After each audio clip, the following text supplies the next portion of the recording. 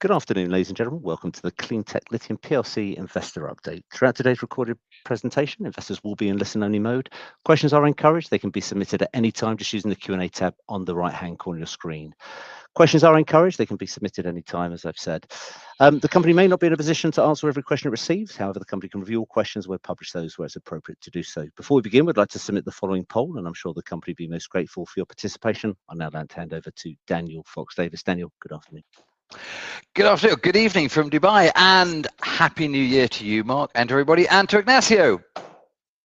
Hi, Daniel, how are you?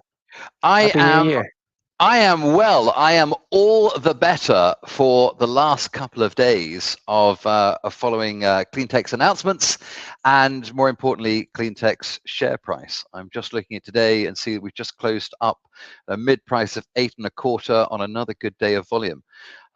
So fantastic, but yeah, I'm really great. But you have been busy, sir. It looks like you were, no doubt, working all through Christmas. Yeah, we've been busy lately. As we mentioned, the last Investor Meet Company webinar that we had, we were preparing for the closing of the indigenous consultation process in the SEOL, and then to be ready to apply to the SEOL as soon as the new streamline process opened, and that's what we did. So we announced yesterday that we had applied to the SEOL well ahead of the deadline, which is the end of January, and now we're going to be working with the government to make sure that if there are any doubts, they are resolved before the deadline, so we can move on with this streamline process. Fantastic. So let's just be clear then. So the closing date for the streamline process officially is It's January 30. January 30. But also taking back from my enthusiasm from your share price. So just to clarify then, for those who haven't caught up with parties for a long time, so we went through the indigenous consultation. That was formalized, I think, at the middle towards the back end of November. So then they formally announced in early December. And for anybody who's not maybe been able to participate in all of the recent webinars, although Investor Meet does a fantastic job and they are all available. If we go all the way back, we had put in for the original sale, and then we were declined because at that point of time, we had our reference polygon, of which we had well over 90%, but the government came back with a larger reference polygon, which we had under 80%. And just for clarity, in order to undertake the fast track for the sale license, and Ignacio, just indulge me here, what does sale stand for again in Spanish? It's a special operation contract for lithium. No, but in Spanish, what does it actually translate at? It's a contrato especial de operación de litio. Exactly. So this is the license then to extract the lithium. So we have the mineral license to give you rights to everything except the lithium. You need the sale license from the government. In order to fast track, we need to have more than 80% in order to show that you had the balance sheet capable to go forward to develop the project. We were rejected back last year. We then appealed. The government insisted on the increased polygon. So we did the fundraising at the back end of last August, where we acquired additional licenses. We'll bring up on the map, which now gives us 97% approximately of the increased polygon area. There's a few blocks that we don't have, but just for the avoidance of doubt, Ignacio, nobody else can apply or would qualify for the application. Yes, Dan. So applications are open and any company can apply. However, to meet the requirements is a whole different story. Last time around, as you mentioned, we didn't meet the 80% ownership criteria. Now we have, as you said, well over 95% of the mining properties within the polygon. And that means, as you were asking, that we are the only company that can successfully apply to the SEOL this time around. Well, so I'm going to come into those in a bit more detail, but that's the headline one that's come back. But let's go into that a little bit more. But the MERS thing as well, that has really been really helping a lot of the lithium stocks, particularly in Australia. And yet I feel we've yet to really benefit on the impact, probably because I think most investors wanted to see the sale application in. And then we'll talk in a second about the timeline for when we expect to be awarded. But the lithium price is back doing a fantastic job through the month of November and December. Do you want to sort of comment about what's driving that, where the price is today? I had hoped to, so this is in yuan. I had hoped to find a one in the US dollars, but I'm afraid I can't find the data feed in from Bloomberg immediately. But one can see the trend here. But so what's been happening here, Ignacio? What's been driving this through? Well, I remember we've discussed this in the past. We are not really forecasting prices, but we can see the demand is very strong, not only in energy storage for EVs, but also in batteries. BESS demand has been much larger than what was expected or forecasted before, and that has driven not only sentiment, but also it is more on reality. There's a tight supply at the moment in the market, and that it's proven by all the continuous increases in the lithium price. Even today, this morning in China, the price increased, I think the spot price 6-point-something%, and the futures are around 9%. And even though we don't know what prices is going to continue doing, we believe that demand will continue to sustain pricing. And even though some mines might come back in China, the price should continue to be very strong throughout 2026. I mean, on our provisional, I agree. You know, we're not commodity forecast experts. I know that everybody in the company is fairly bullish on the long-term price of lithium. I'm fairly bullish on the long-term price of lithium, but we don't have the resources or the expertise to pull all of that data together. So we tend to take a consensus view. But I did see an interesting one actually that's saying that the last two cycles, the lithium price moved by between 10 to 15x from its base price. That was certainly true in the last cycle when CleanTech did its pre-IPO. I think we're at $7,000 or $8,000 a ton, and it went all the way up. But it's certainly looking positive. I think Ignacio, help me. Who is the guys who do excellent research out of New York that you've done some interviews with? Howard Klein. Howard Klein, yes. Yeah. RK Equities, for anybody that hasn't seen them, their research is available. They have a YouTube site. They've interviewed the company in the past, but they do a number of interviews with different experts and commentators about the lithium price, and they do quite a good job in explaining what is driving the lithium price. And they do get into giving some forecasts. So anyone who's interested is welcome to look from there. But anyway, this is very positive for the overall lithium market. I don't think any of the increase on the lithium price has been really sort of reflected into the company through November and December because we were waiting for the sale. And I think part of the job now is to get out and start marketing the story again. Now we have something that we can actually definitively point to. Right. So do you want to talk a little about the government changes here? Yes. So in November and December, we had the first round on the ballotage on the presidential elections. The two people that went to the ballotage were continuity on one hand with a communist candidate, and then José Antonio Cast, which was a change with a far right proposal, and he won by a landslide. Almost 60% of the votes went to Cast, and so his whole campaign was based on three main ideas. One is economic growth, and for that he has been very insistent and bullish on all industries, but mainly on mining. He has said that he will continue and respect this government's policy, but also expand, and will be looking to award more sales in the future. And the other two main topics that he's been pointing out to is immigration and safety. Like many other far-right candidates, he will make sure, or he'll try to make sure the immigration is more controlled in Chile, and that we have a safety crisis, or what they like to call a lot of insecurity in the country. So he will be focusing on that.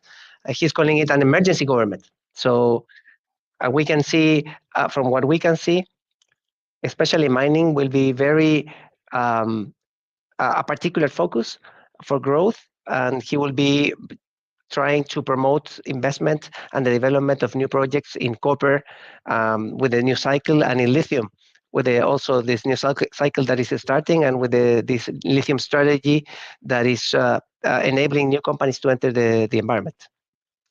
I think the main thing that everybody would want to know and get your opinion on is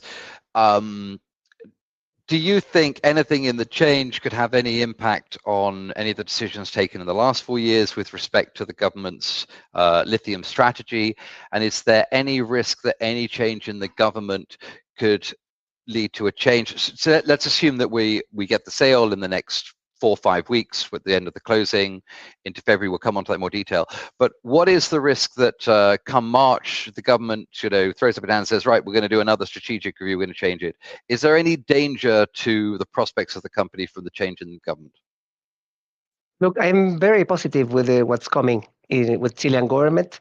What we've talked with this new administration, incoming administration, is they want to make sure they bring more investment. Part of that is to respect the rule of law and certainty for investors, and therefore they want to continue and enhance or push this lithium strategy.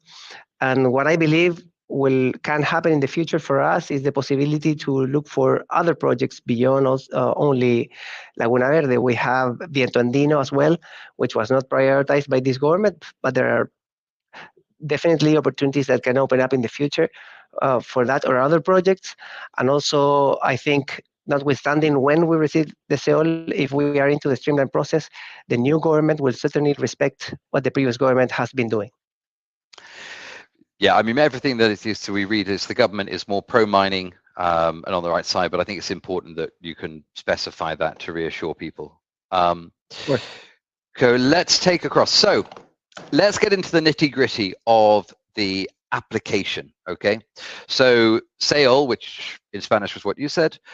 So we've submitted well ahead of schedule. So we had a couple of questions here about the, I'm going to gentlemen and those participating, I'm going to try and group some of the questions together rather than going through every one there one. But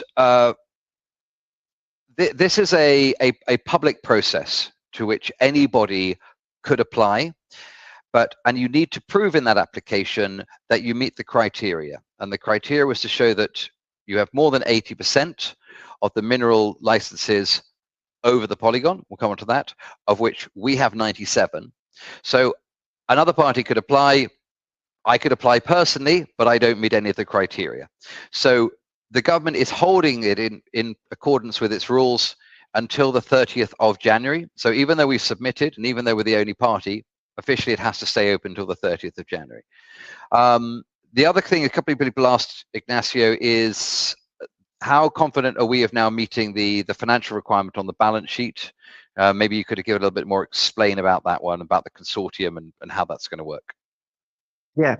So let me start from the beginning. When I joined back in April last year, we had already applied to the SEOL under the streamlined process. And what happened is that the government ruled that we did not meet two of the criteria. There were more requirements, but only two were not met by the company, which were, as you mentioned, Daniel, the ownership of the licenses within the polygon, and then the financial capacity. So what we've been doing since then and until before applying is making sure that we fix those problems. And once we applied again, we wanted to make sure that we were far from meeting the requirements. So you may remember, you mentioned the fundraise back in July, I think, or August it was. We acquired the Minergy licenses, and that meant we had now 97% of the polygon. So let's say that's a check. We already have more than 80% of the licenses within the polygon. There you can see the polygon in dark, and then our licenses are in dark and the polygon is in blue. So we only have two small areas we don't own, but well above 80%, which is the requirement by the government. And then on the financial capacity, what we did is a commercial arrangement with a serious mineral exploration and production company with a very strong financial balance sheet. They much more than comply with the requirement, and as part of this arrangement, they have now less than 0.01% of the applying company, and they have the obligation to sell that share to whichever company we end up choosing as the strategic partner that will accompany us through the development of this process. And that's why we also announced today that Cutfield Freeman will be the company that's supporting us with the search for the strategic partner, and then in the future with the funding for the project. Yeah. Let's come on to them in just one second, if we may, Ignacio. So,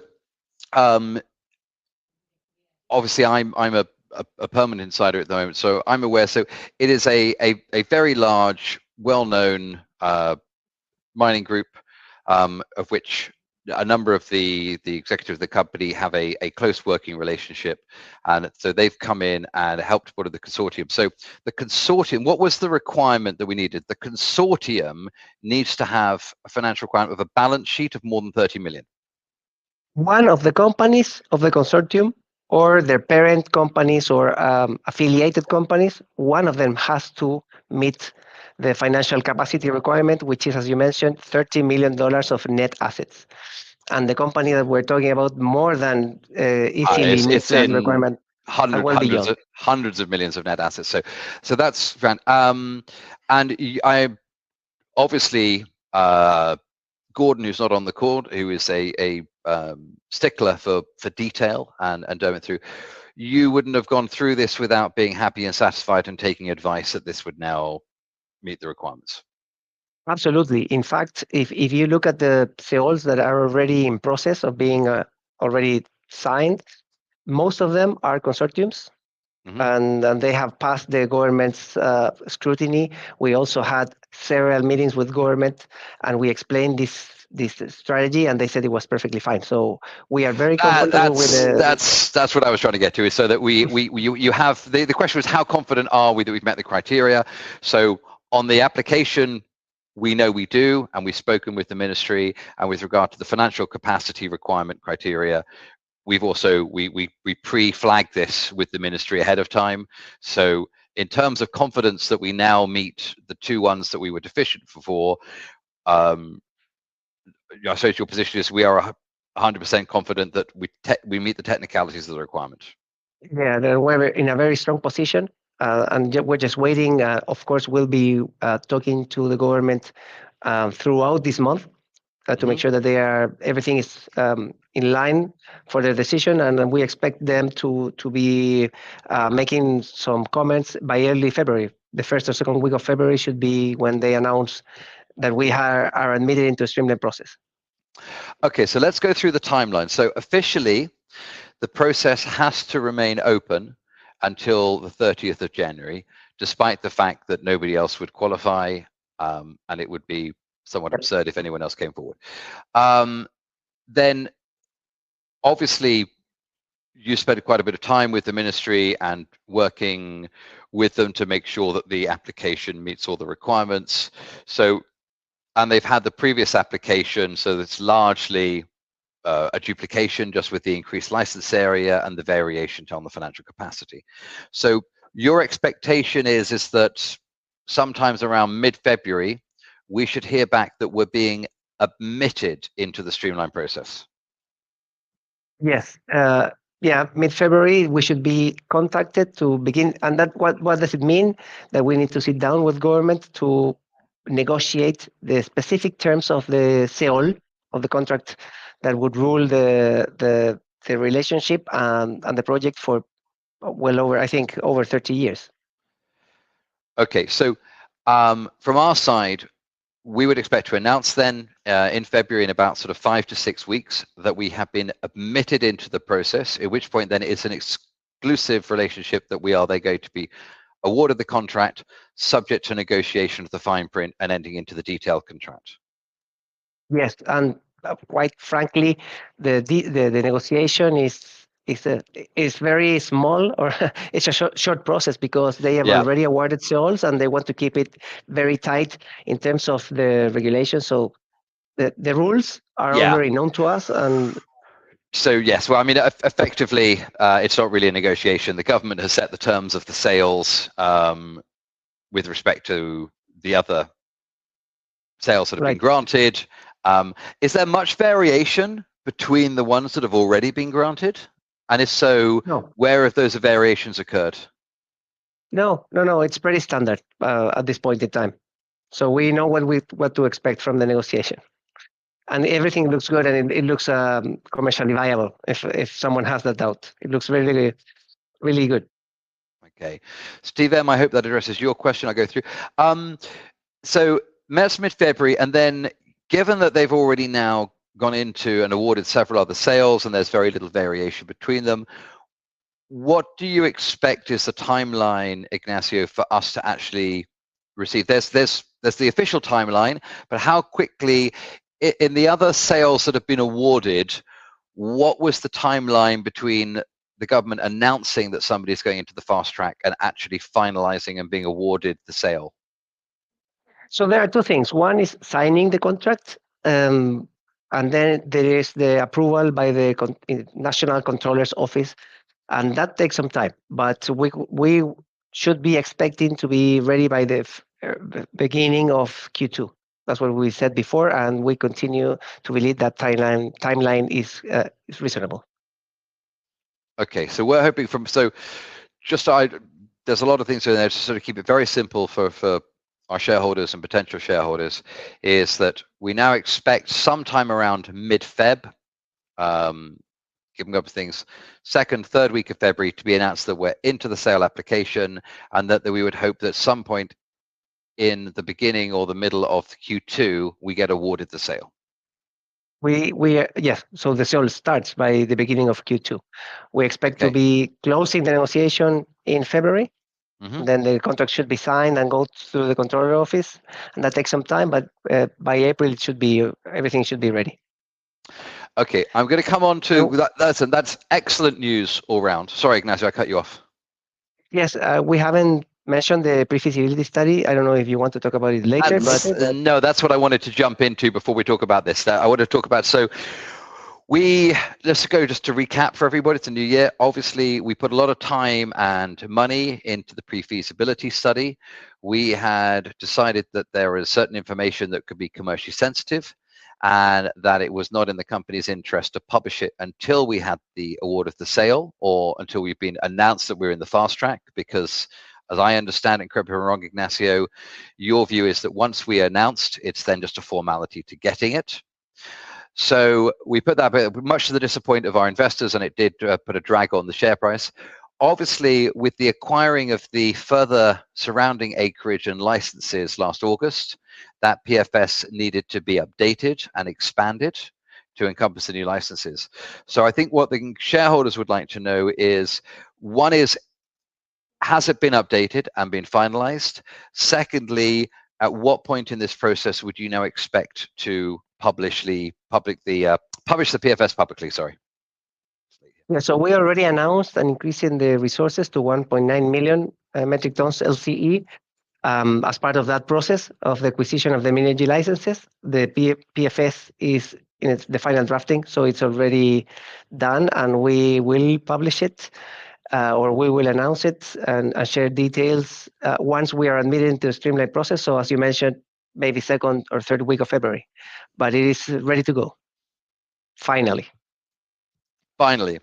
Okay, so second, third week of February, as soon as we get the announcement back that we are into the streamlined process, we will then be publishing the PFS. Exactly. Okay, and we got some robust. That's the whole idea. That's another one. I think actually, let's just to remind investors, one of the things that I've always liked about CleanTech is that we are sort of at the very sort of bottom of the third quartile in terms of the cost curve. So refresh me, our marginal break-even cost in terms of the lithium price, Ignacio, was roughly. Yeah, I don't think we can share those numbers publicly. We'd spoken before. Steve had spoken before on the previous ones. On the one, it was around about 6 or 7, I think it was the one on the previous numbers. Obviously, that will be updated on the scoping study. Yeah. So while those numbers will have no doubt changed, and there's this inflation that comes in from there, but within the previous curve, our previous numbers was there, but one would expect it to still be sort of well under 10 in terms of a long-term one, something between whatever it is, 6 or 10. But I wanted to reiterate to shareholders is that although we're getting a recovery, there are other projects in there that need to be well into the 20s. I've looked at some other projects in Europe that have a break even of sort of 18, 19, 20, 22.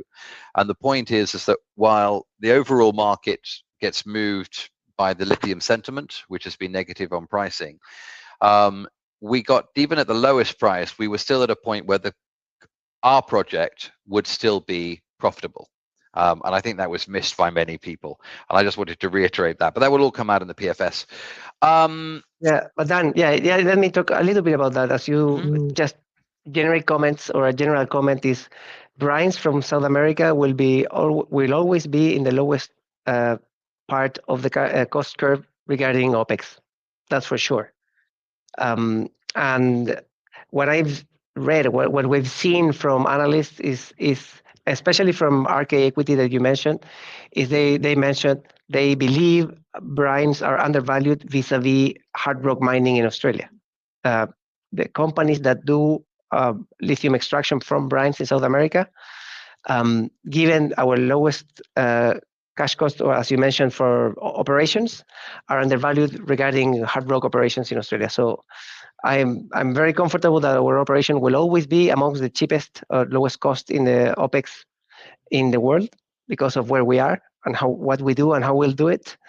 And that makes it very attractive for us and our investors. And looking forward, what I wanted to mention also is this admission into a streamlined process, the publishing of our PFS meant it was the right time to start looking for a strategic partner. And that's why we announced Cutfield Freeman this morning.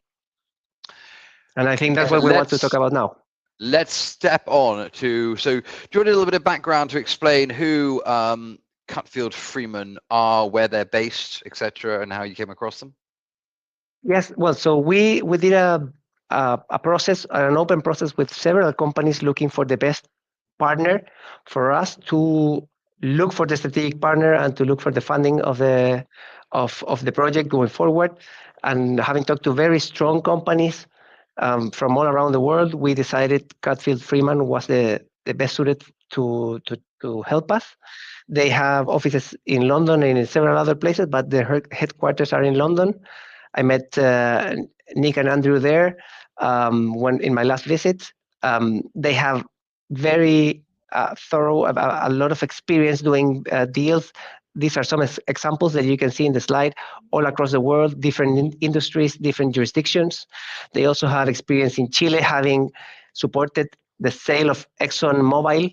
They sold a mine called La Disputada de las Condes to Anglo American a few years ago. So they have global experience. They have worked in the lithium industry. They have helped our peers. They are working with Savannah Resources, for example. And we believe they are the right company to support us in the look for a strategic partner that we are starting as of this call, as of this IMC. And the partner would come at a project level to support the development of the Laguna Verde project. I'm just looking at their website now. They've got so they are a sort of more of a specialist M&A corporate finance advisory firm specializing in the mining sector since 2000. They've done over 200 projects over the last 25 years. 200 mandates in more than 50 different countries. But they specifically have done a number of deals also in the lithium space that we haven't listed here, but they have a deep knowledge within Latin America. So I think they'd be an excellent fit. And what is their actual mandate though? Their mandate is to seek out a joint venture partner for the project development. Exactly. To first, there are two stages. The first stage is to look for the right partner and the right partnership structure for the development of the project. And then once we are into project finance, is support also the funding exercise to fund the project to construction.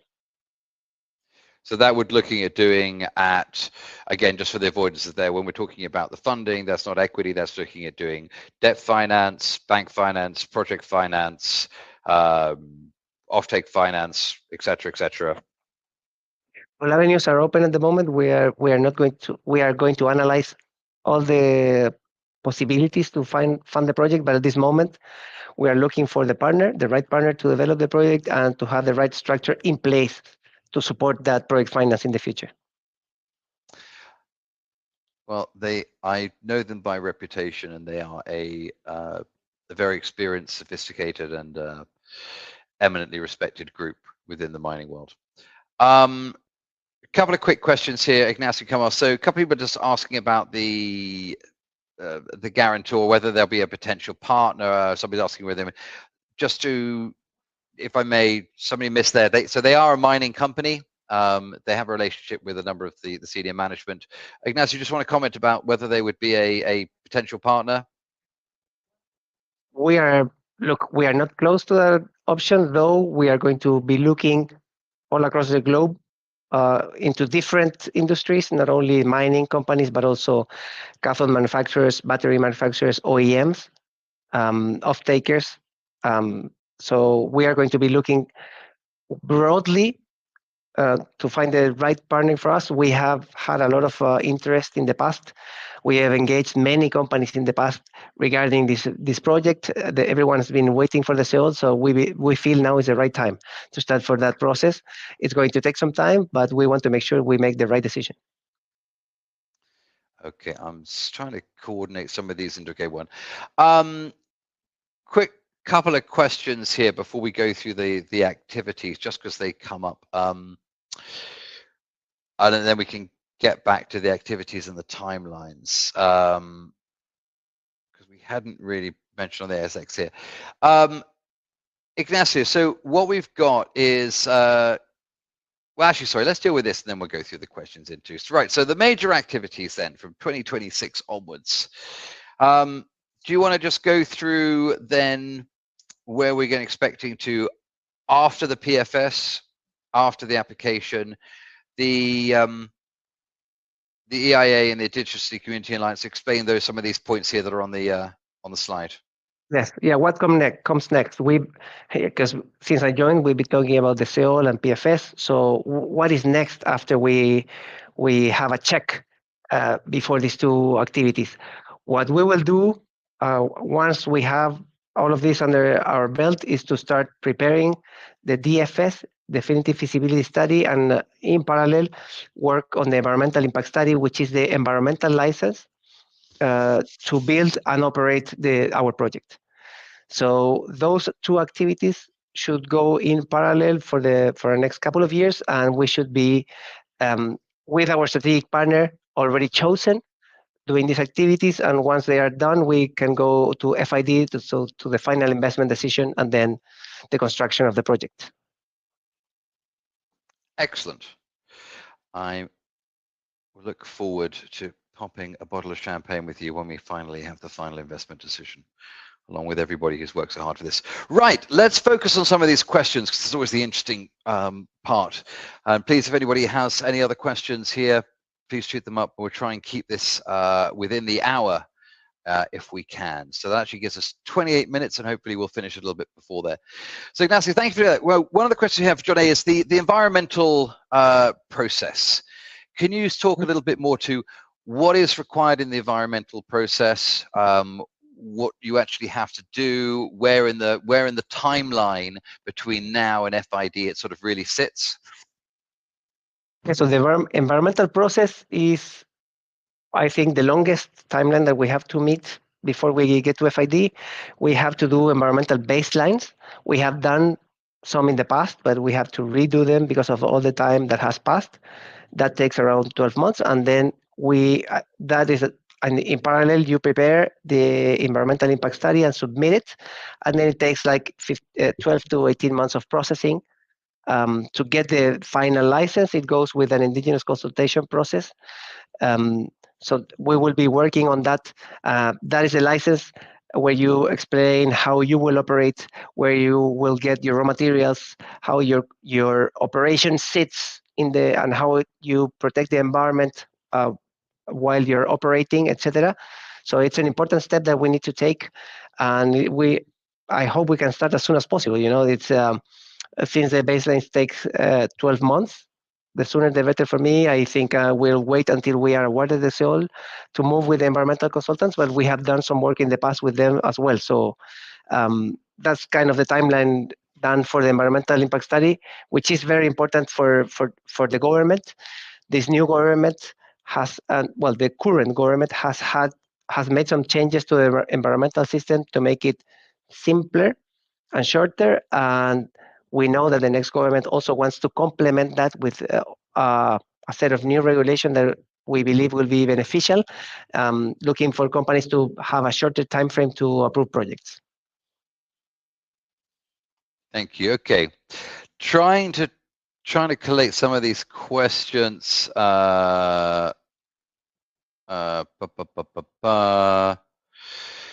Okay, we have a couple of questions around the legal one in time. Obviously, you're very limited on what you can say in a public forum about anything that's legal, and you can't comment anything in a public forum which isn't put out as a regulatory news announcement to the entire stock exchange. If I may, I think what you have said is it doesn't impact on the sale application. I think maybe you could just reiterate what you've already made public for those people who maybe didn't get it too, and correct me here I'm wrong, is it is a subsidiary, non-operating company with Yes. no balance sheet. So it's not CleanTech Lithium, nor is it the entity that's applying for the sale license. That's correct. I think it's important to highlight that we cannot discuss ongoing litigation, but I want to tell everyone to rest assured that, as you mentioned, this has no impact to our sale application, as the subsidiary is not part of the sale application, and the licenses are not part of the sale application either. Yeah, and no, I have to be very careful about what we can and cannot say. So that will rumble on. But yeah, I think it's very clear is that it is not at, the dispute is obviously with anything from the Topco company, the public entity company, nor is it at the company of which we've made the application to the government. And obviously, I would have expected, and you could comment that you will have raised this with the government and they will have been aware of it. But again, this is it's nothing to the company applying to the sale. So yeah, so it's not that. So it has no impact. So look, it's a small discussion commute, but I would reiterate sort of our view as well from what I've seen is that it's not material to what we're doing, and there's some reasons. Okay, right,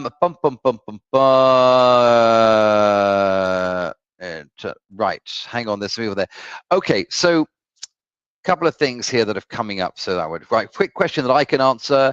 John A, when would we expect to see a broker's note? We've been drafting a broker's note. We've been waiting, obviously, for these announcements to come out.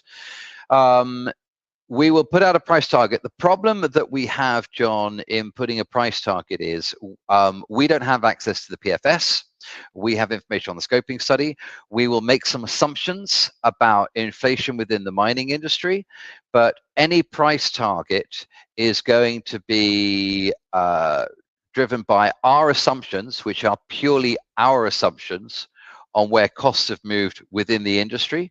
So we'll look at a number of other lithium companies in the peer groups, and we'll look at where their costs have changed in their projections, and then we'll apply the average of that onto CleanTech. But I want to stress, I'm not party to the PFS, and obviously the analyst is only working off publicly available information. So a price target may then move when we come with the PFS, and then you have the problem that people come back and say, why have you revised it up or down?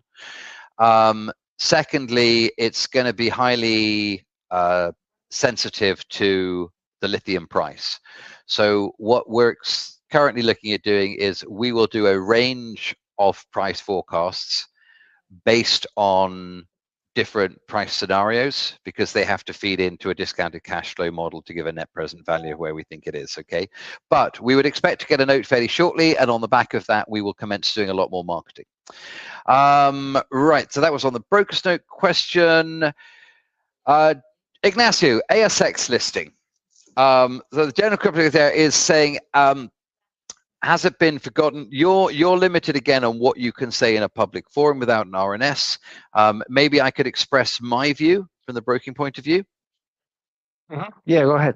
Right. So the company invested a lot of time and money into the ASX. We have a prospectus fairly ready to go. The feedback from investors in Australia was they very much wanted to see the sale awarded, and they wanted to see the PFS published.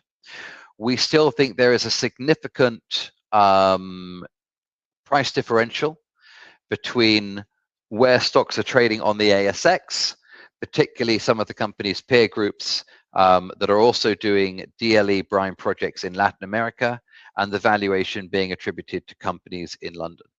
So from my side, I have certainly said to the company, once you're through this in the sale, I would like to address the board collectively in that I would like to then revisit the process, which would be then more probably my personal view would be to do a compliance listing, which is a few hundred investors at minimum of $2,000 each Australian, about £1,000 to meet the requirement. The reason being for that is if you look at the number of analysts covering lithium companies in London, there's about half a dozen. If you look at the number of analysts covering the universe of lithium companies on the ASX, there's something in the region about 85, including analysts in Australia, Hong Kong, Singapore, some Chinese analysts, a number of UK analysts that are covering, and then a number of Canadian analysts for the companies that are dual listed. And the way it works in research is that somebody was covering Galan or Lake Resources, they would have to start covering onto CleanTech Lithium as well. So it needs to be a board decision. It hasn't been raised or discussed in several months. My recommendation is I think it would make sense. And I think it's something that the board has been very, very busy and working very hard on this application and updating on the PFS. So when I last spoke to the board as their broker about this back in end of October, when Ignacio and I were last together, we agreed to revisit it in the new year after we'd received the notification that we're going in. But from my point of view, I think it would still make a lot of sense. And I think that's something we can revisit in a month. Is that fair enough, Ignacio? That's fair. I would say I would only add it's step by step. We want to get the sale first, the PFS out, and while we look for a strategic partner, we will evaluate our options, which are on the table. Fair. I think that's a fair comment going out.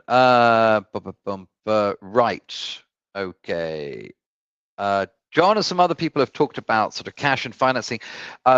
Gentlemen, we're not trying to be evasive. We cannot, as a public company, make any statements about financings or burn rates. I would say, obviously, we'd raised money. We spent a little bit on the licenses at the back end. That would carry us through well into this year. The company doesn't have a great deal of burn rate at the moment. It will be publishing updated financials in due course, but we would be in breach of stock exchange rules to give any specific numbers in a closed webinar that we haven't then published as a regulatory news statement to the London Stock Exchange. Sorry, regulatory news announcement. So we will do another webinar once we've published the next set of financials. And that's not trying to be evasive in any way. It's just a requirement of what we're doing. Right, let's go through some of the others. Jump in from here. Let's have a look. Right. What are the effects of the amendment of the Polygon, Ignacio, following the indigenous consultation, and what might be the effect on the resource estimate? That's a great question by Paul. I was actually looking at the same question. Yeah. So what happened in the indigenous consultation process is the Polygon changed as the communities asked the government to protect some areas. Mainly, it is the lagoon surface. So it's good news for us. We never expected to extract brine from the lagoon itself, as it's a protected area. It's a touristic destination. We want to actually protect the lagoon and showcase it. And we would be extracting from the vicinity of the lagoon. It has no impact to our resource estimate. It continues to be the same 1.9 million tons LCE that we have publicly announced. Thank you. So there's a couple of here. So one in from Simon Simon Bakewell, who I've spoken to many times, has been a long-term and very supportive shareholder to the company. Simon, I don't know where you joined in, but the current partner is in the mining space. It is one. Obviously, the company's just announced that they've appointed this strategic advisor, Cutfield Freeman, to look at all options. I think the strategic partner on the, I think there's 0.01% is what they have now. Yeah. Less than 0.01. Less than 0.01, and we have the right to buy that back. So it's a friendly, supportive deal. There was no reason why they could not be potentially a strategic partner, but at the same time, the company is going to run a competitive process to go out and find the best potential partner to develop the project, both in terms of not only balance sheet, expertise, but relationships that they can bring in. And that might be a mining company, it might be a trading company, it might be a manufacturing company, that might be European, it might be North American, it might be Asian. So Cutfield Freeman will run that process and request for interest and then help build that together. So let's go over there. And in terms of your other thing here, Simon, EXIM and US International Development Finance and corporations, all of those parties will be in the mix, or a combination of will be or have been in the mix of conversations and options to develop a project. Certainly, Steve had a number of meetings previously with those partners, and all of those things become viable or more pertinent, shall we say, once we've been awarded the sale. So there is a large group of parties that are interested in the company's project, ranging from government entities, companies in the manufacturing and automotive sectors, industrial partners, trading houses, major mining companies, smaller mining companies, all of which I know from my conversations have expressed an interest, and this is just a hello, we'd like to talk to you, and the company has come back and said we'll come back to all of you once we actually have our license awarded. So Simon, if you want and also, yeah, and Simon's point, there are also other entities in other jurisdictions that offer the same support. We are evaluating all of them. There's the same in Europe. There's the same in Japan, Korea, and in China. And Chile, as a very open country, has free trade agreements with all of these jurisdictions. So it's attractive to all of these companies from all of them to potentially or look to invest in a company like CLEANTECH. So Ignacio, what a question here from Robert P. So from getting the sale license, what is the actual sort of the timeline, roughly the RISE timeline to actually getting to production, first production? I mean, I appreciate one of the things you need to now decide whether you can do a 20,000 ton a year plant or a 40 or a step and a module, all that stuff. But roughly, what do you think is a realistic timeline? So I think this will be covered in the PFS. So without giving a lot of details, you have to think about 2.5 years to get the permit, the environmental permit, from the moment that you start doing the environmental license baseline until you get the permit. And then you have to think about construction, which is also, I think, a little bit over a year. So the beginning, late 2030 is realistic. Late 2030. Okay, so about 2.5 years for the baseline and then go from there. So 3 to 4 years from here to actually get away into proper production.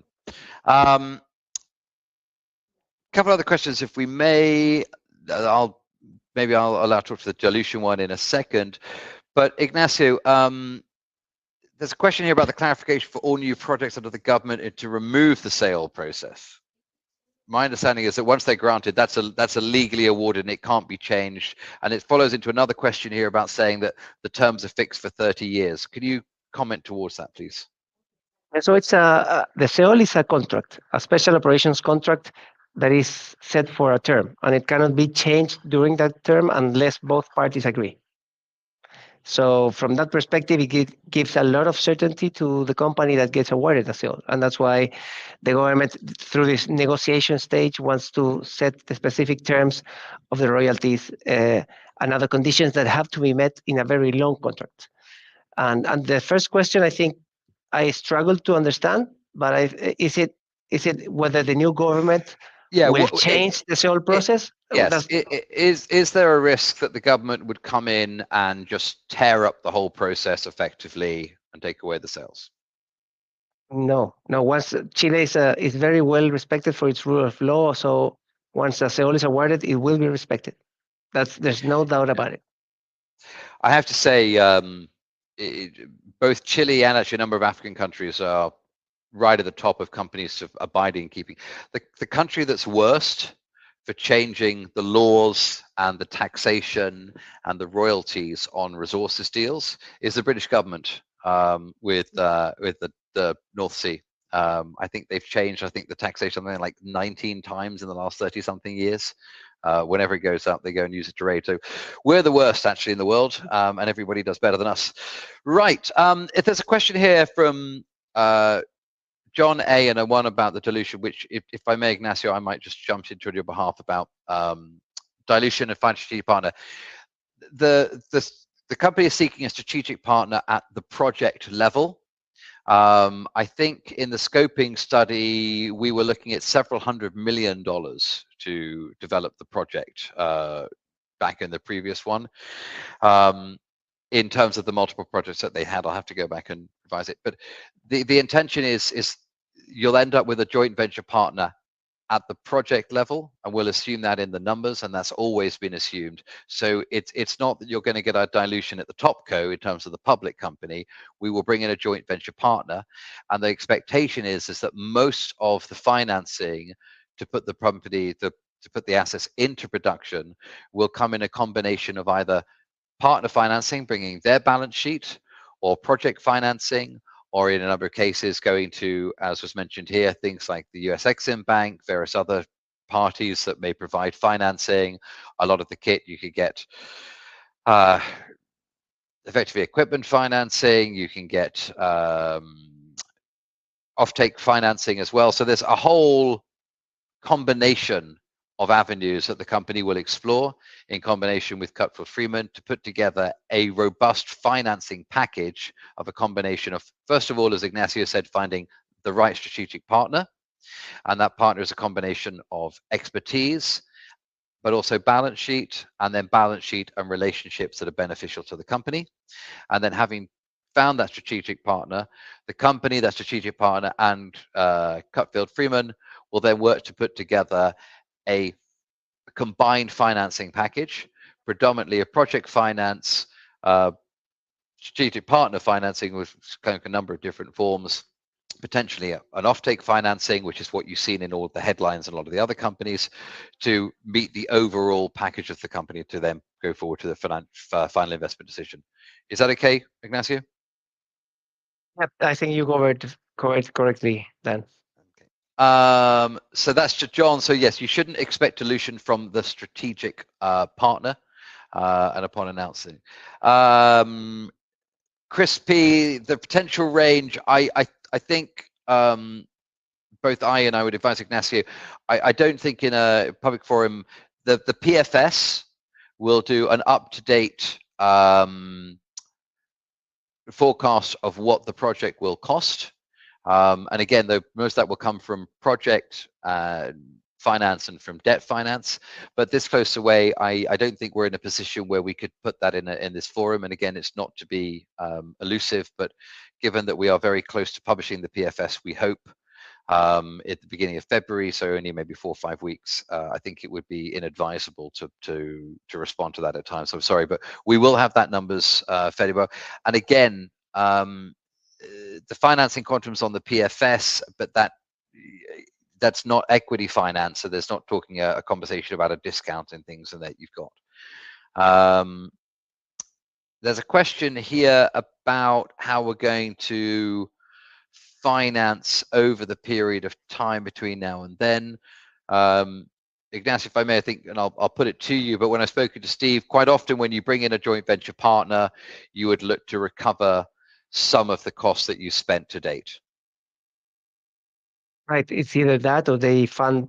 So we are still evaluating the best alternatives, and that's one of the purposes of hiring Cutfield Freeman, to make sure that we select the right strategy going forward. But but also they can do a carryover of cost from now until wherever. So there are several options that we need to evaluate. And then actually a very pertinent question from David L. David asking Ignacio about, so where did we get, so we obviously still have the pilot plant in Chile. We spent $4 million on the pilot plant. We successfully produced Elliott. We shipped that up to Chicago from memory. And we produced our first battery grade 99.9% carbon lithium. Lithium carbonate. Lithium sorry. carbonate. It's about 10 o'clock here in Dubai, and I was in at 7 a.m. Excuse me. So the question is, are we still producing? And if not, why not? And would we accept to produce again going forward? So we will be probably in the future, and you should expect some news, I would say, in first quarter. So stay close to us, stay close to our updates, because there might be something around regarding that. And Dan, if there are no more questions, I wanted to close reiterating, the timelines of the very first, very important first quarter that we're going to be having with CleanTech. First of all, the application to the SEOL,